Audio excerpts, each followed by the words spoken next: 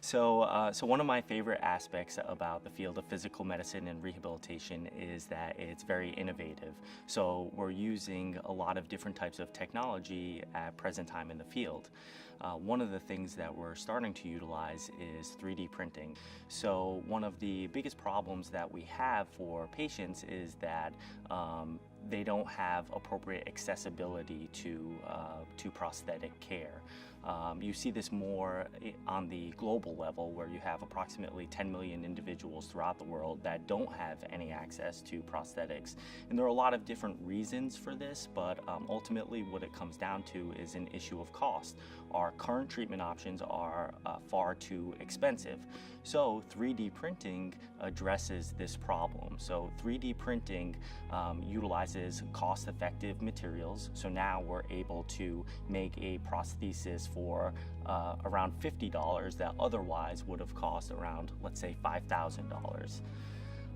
It also improves the turnaround time. So we're able to fabricate the prosthesis much more quickly than what had been done previously. So now the turnaround time for a prosthesis is approximately a week, which is great.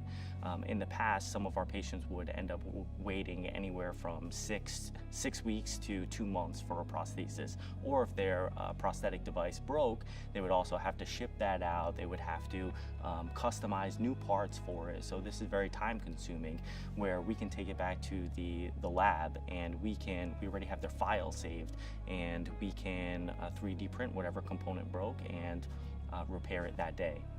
Essentially what it is a printer that lays down a thin two-dimensional layer of plastic, and you keep adding successive two-dimensional layers until what you have is a 3D construct.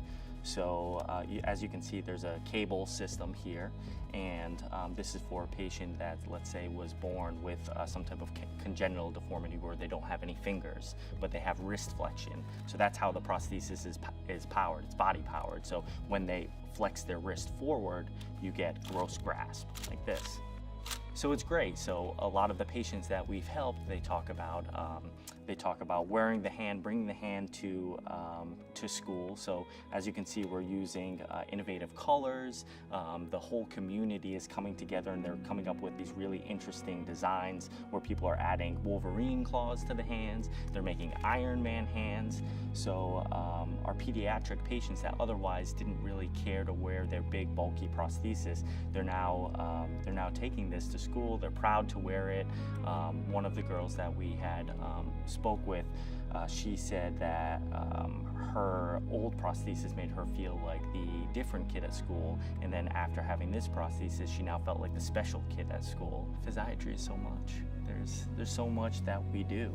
We focus on treating the whole patient. We're not treating lab values, we're not treating imaging, we're treating a patient, and our hope is to optimize that patient's day-to-day function. It's more than just dealing with patients that have traumatic brain injury or spinal cord injury or chronic pain and musculoskeletal dysfunction. It's really interacting with your patients, optimizing their function so that they can continue to do the things that they enjoy, the things that give them meaning.